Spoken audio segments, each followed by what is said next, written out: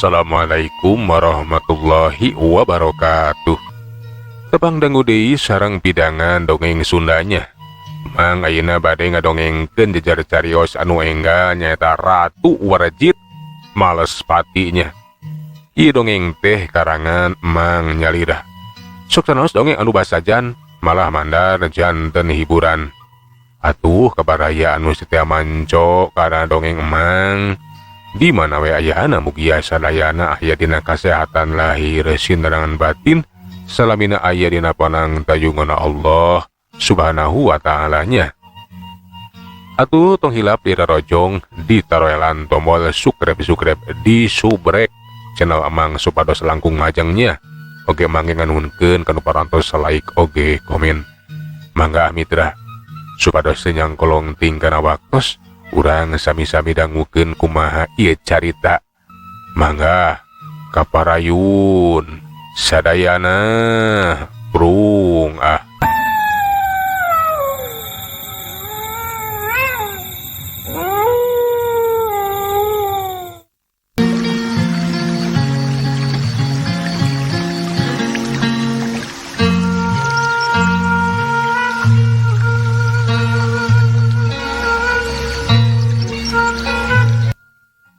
Ujari ngecarita kacarios di hiji lembur anu singkur anggang ka kota.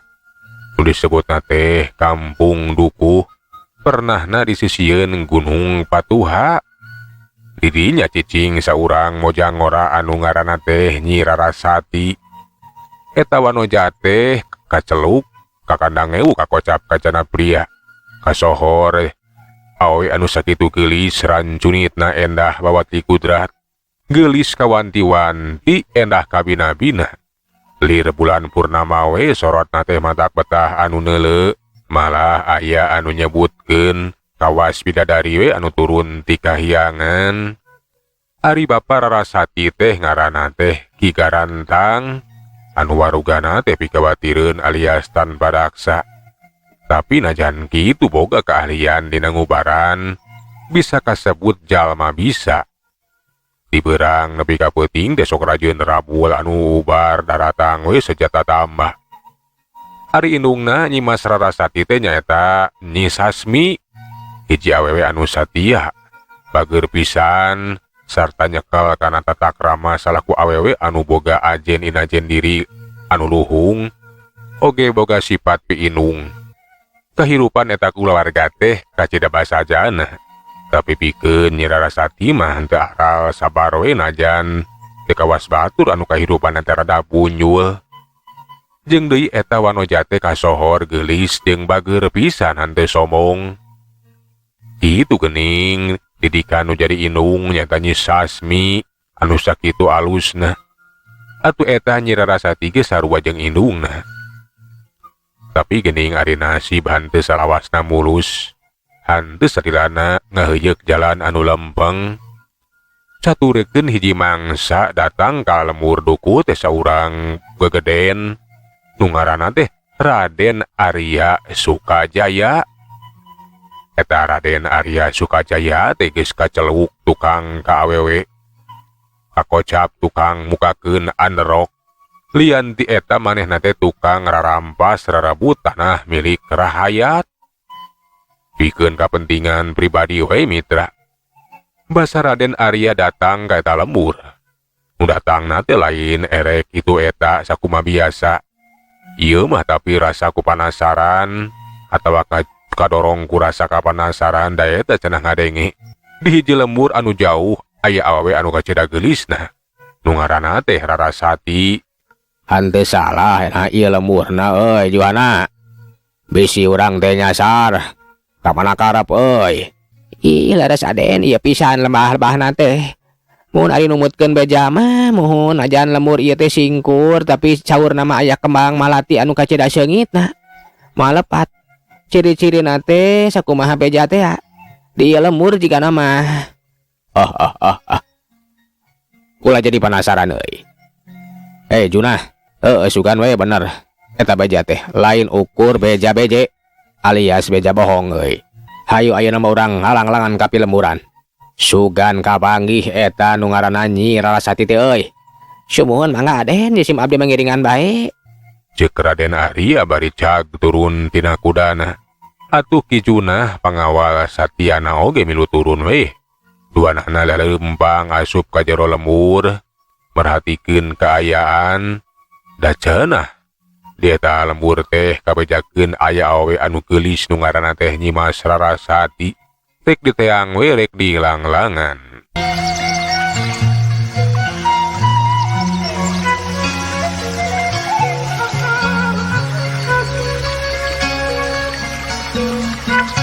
Tete lah gening jalan nanti rumpil begitu na ye kudama urang cangcang bayi di dia urang lempang kayak gitu tuh kata mbok aya lembur belah dituan sawah alah sumuhun Aden hanya itu jika nama eta lembur dukuh teh hanya kapaksa bayi kuda teh urang cangcang di dia lah keunda mau kabur kuda teh nu aya batawi nu aya sabe di dia malah hakaneun meni sakieu ngemplok teh jona Aden bener tapi mau gitu anu mau ke kade dar lamun kuda na anu mau teh urang teh beureun mantok teh bakal lempang Aden nya mau Aden mau anu wantuneun atuh saha nu wanina saha nu wantuna mau kuda Aden pasti sarieun jelema ge Aden nya geus ayo urang lempang mapai galengan Kijuna manehna teh nuturkeun dudunganana Den Arya anu geus leuwih ti lempang mapai galengan sawah. Pikeun kijuna mah hayang nyengsirikeun kalakuan dudungan teh. Nah cenah nepikeun kabela-belaan lempang di galang segala rupa. Da eta atuh kataji ku saurang wanoja anu cenah geulis rancunit.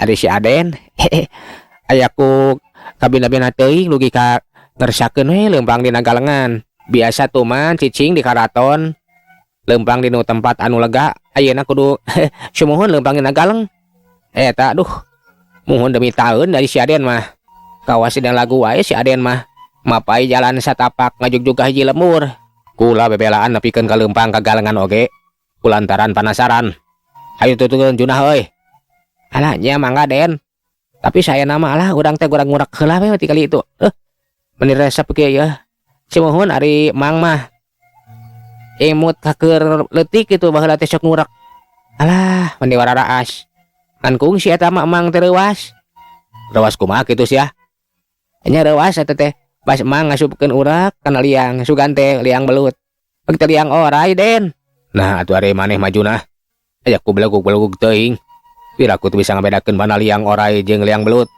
nya eta lah nu penting mah saliangna teh gede we teh kadang diurekan teh lewat teh hulu orai untung masih keneh bisa nyingcat alah lamun kitu mah meureun cak cilaka dibacok orai hideung maneh we anu belegug mah sia tuh ku junah ayo tuturkeun urang ngaragacang tapi alah Aden ari Aden nuju alit esok ngorek tara nah ari maneh atuh kapan dewek mah cicing di karaton piraku atur kana apa kana ngurak sagala rupa Aden mah tara ngurak tapi aneh ayeuna teh resepna kana ngurak nah naon maksudna dewek mah teu ngarti sia junah alah ari Aden kapan Aden ge sami we tukang ngurak kan bedana ari abdi mah meureun ka baheula teh sok neangan liang belut jeung liang orai tapi Aden mah sumueun neangan liang taun maneh masuk ka mana bae memang dewek resep neangan awewe sabab dewek teh palah pilih nepikeun kaki warit can aya nu cogana hate can aya nu cocok pokona mah terus terang dewek teh geus hayang boga pamajikan tapi alah hese geuningan can aya nu matak sugema atuh da Aden mah gambil bosenan eta we ari tos ngarawesan mah geuningan ditikantunkeun culewes teh henteu ari dikawin mah deket teuing atuh ari teu cocok mah kumaha pokona mah can bener-bener nimu wanoja anu istimewa pokona mah masih kene diteangan sumuhun Aden mindarian liang alah tuh tinggal tuh aya nu keur digarawe Aden digarawe naon sia tuh tinggal nu keur dibuat ngalapare hayu we urang sampeurkeun urang taroskeun sugane apaleun nya kaeta wanoja nu keur diteangan ku Aden teh nya hayu tuh kencangan urang sampeurkeun urang tanya mang bener we katempo aya nu keur barang gawe nyata ngarit ngalapare. Mutaya Lianti Nyi Rarasati numantuan indungna. Katemong mani nyoy-nyoyan panon Raden Arya teh mani molotot sokomo basa bitis nu geulis teh katemong. Sokomo deui basa eta Nyi Rarasati onggeng-onggengan we keur ngarit. Atuh mani kumetap kawas ucing manggih paisan. Kunaon Aden? Mani hok cai kitu. Alah, deuleu ku sia Junah. Eta wanoja teh sakitu geulisna euy. Eta kitu Nyi Rarasati teh nu keur teangan ku urang. Nya duka teuing atuh Aden abi mah terang anya meni sakitu geulisna kawas widadari we eta aduh. Alah meni nyoy-nyoyan kitu paingan atuh Aden meni hok cai. Untung we teu melohok bari ngacai oge. Kumaha teh? Urang sabeurkeun wae teh. Nya hayu urang deukeutan. Urang tanya nasa eta wanoja teh. Oge saha tuh? Awe nu saurang deui. Nya mangga Aden mangga. Duanana teh beuki deukeut we mitra. Pikeun Nyi Rarasati jeung indungna nyata Bisasmi. Henteu apaleun lamun kainya teh aya nu datang. Ngan bae ngadenge aya nu ngadehem duana teh mani curingak. Nah saha cenah barang diret mata kaget bet kasampak aya 2 urang jalma. Nu saurang mah nyata geus aya umuran, tapi nu saurang deui masih keneh jajaka. Papakeanna gandang jelas lain urang lembur, kawas-kawas bangsawan atawa gegaden atuh pok Bisasmi teh tumanya. Nah saha Aden teh sanes urang dieu nya. Hahaha. Anya Bi, lain urang dieu ngaran kuring Arya Sukajaya. Tah ieu Ki Junah. Nyaeta badega kuring. Basa disebutkeun ngaran Arya Sukajaya puguh we atuh Bisasmi teh mani kaget. Pacampur jeung reuas sarua harita teh Nyi Rara oge manehna juung cengkat bari merhatikeun ka nu anyar datang. Bener we henteu salah. Pasti eta cenah Raden Arya nu geus kasohor urang karaton. Nu cenah jahat pisan, tukang kawewe, tukang maksa mirusa, rarebut kana hak batur. Arya Sukajaya. Aing kungsi ngadenge eta ngaran teh.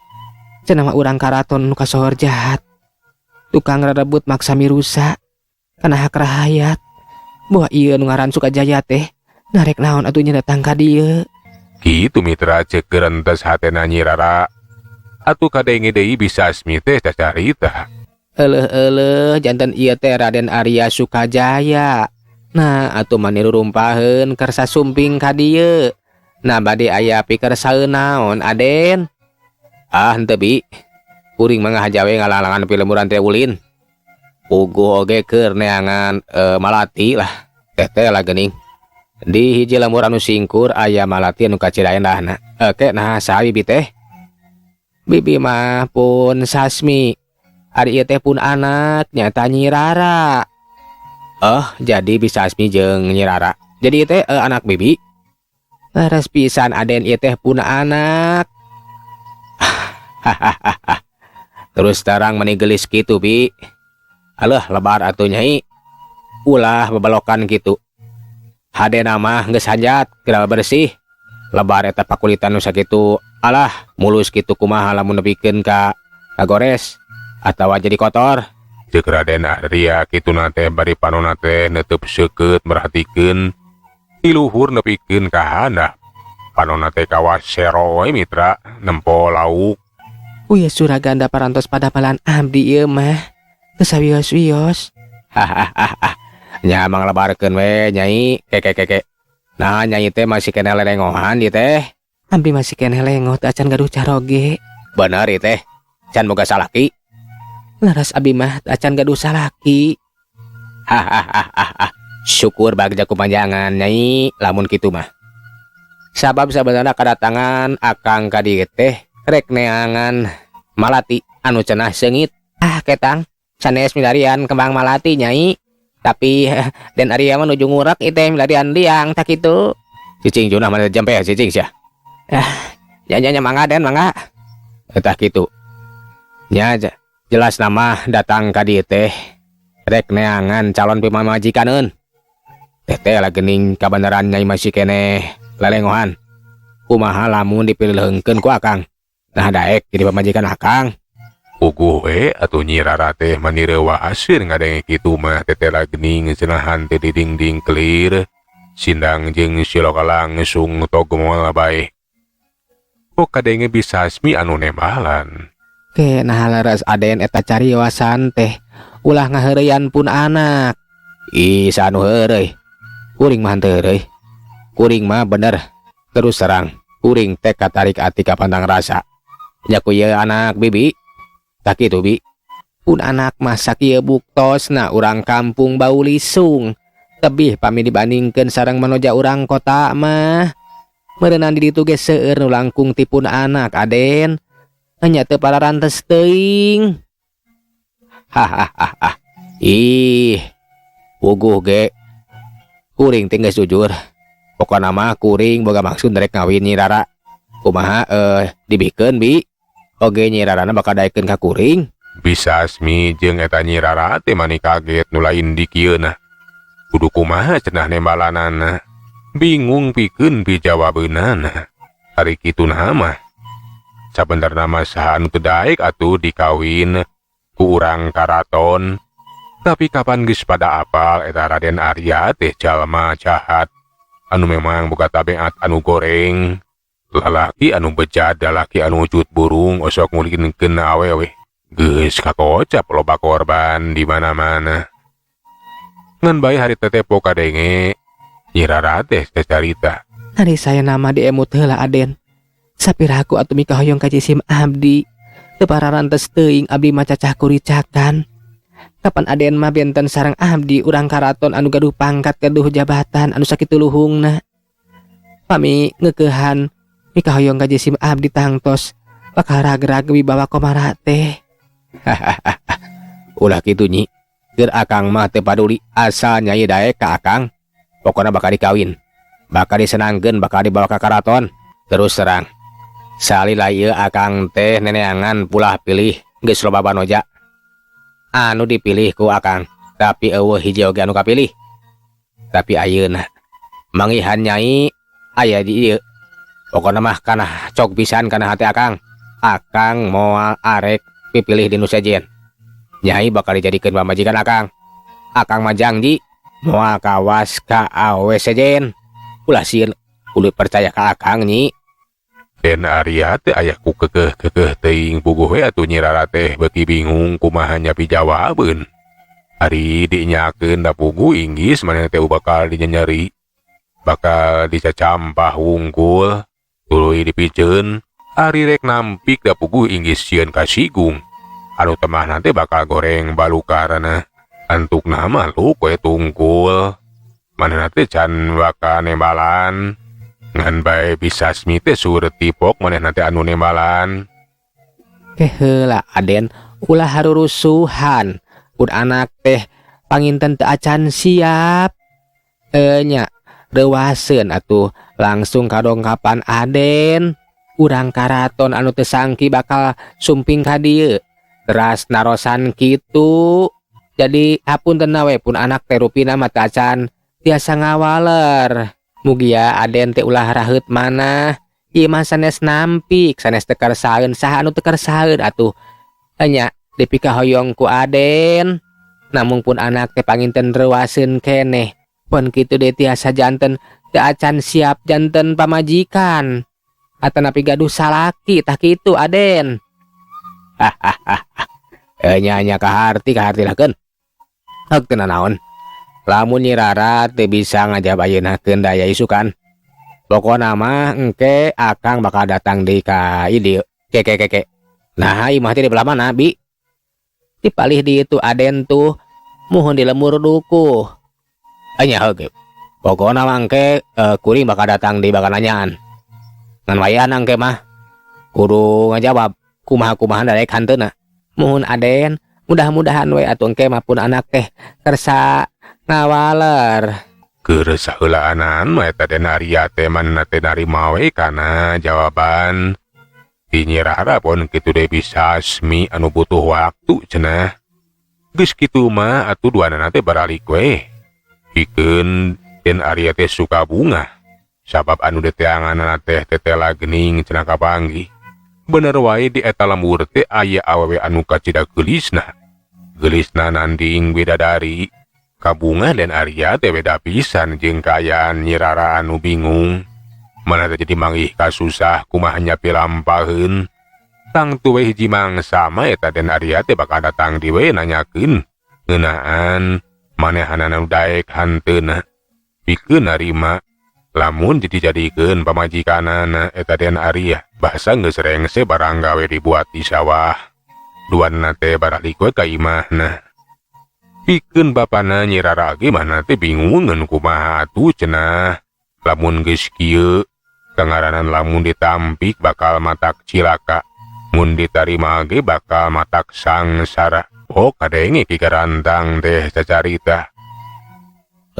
Ya bahagia bingung ai geus kieu mah Nyai.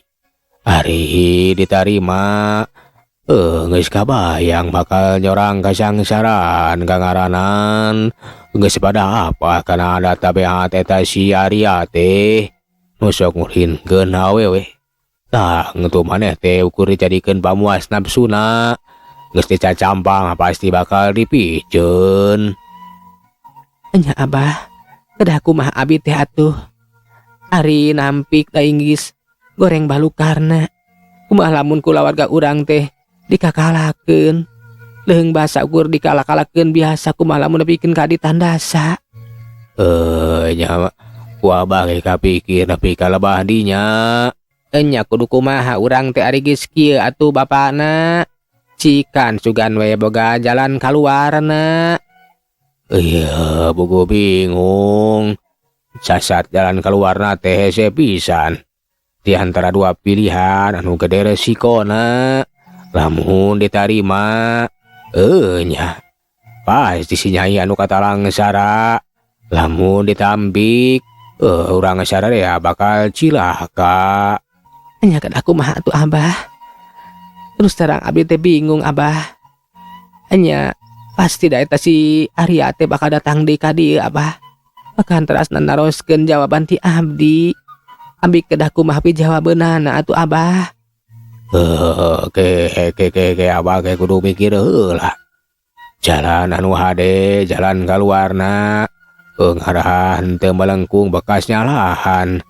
Ulah nepi ka ngajadikeun kagorengan atawa ngajadikeun kajadian anu teu dipiharep. Nya sok kera pikiran atuh bapana. Da pasti eta si Arya teh bakal datang ka dieu. Kangaranan si Arya nu geus kasohor sakitu kejahatna sakitu kejemna. Pasti bakal nengan rupa-rupa cara pikeun ngahontal ka hayangna. Cik ieu mah cek abdi kumaha lamun urang teh kabur we ninggalkeun ieu lemur. Lamun urang kabur lain jalan kaluar anu hade. Lantaran eta kapan Raden Arya teh urang karaton. Pasti lamun urang kabur urang bakal diteangan urang jadi buronan. Tang tu lebih ngabahayakeun. Nya atuh kudu kumaha Nyai. Nah betepi ka hayangku si Arya segala rupa atuh. Lalaki jahat anu memang jadi ancaman pikeun para awan jahat mah. Sakur awewe teh pasti bakal sarieun. Nya emak kumaha atuh. Tapi mugi awe aja jalan kaluarna anu sae Bah. Abah kedah milirian cara. Nya ke Abah ge urang mikir kumaha carana sangkan lamun dina nampikna teu ngajaheutkeun hate si Arya. Henteu nepikeun ka ngakalakeun ka keluarga urang. Jeung deui kapan ayeuna teh waktosna seep. Euleuh mitra geuning waktosna parantos teh nya kapan. Sageula atuh urang tunda ieu carita. Urang teraskeun dina seri anu salajengna. Atuh mah nganuhunkeun tina sadaya perhatosanana nya. Apuntenna tina sagala kakirangna mang sagalanan undur. Assalamualaikum warahmatullahi wabarakatuh. Jaga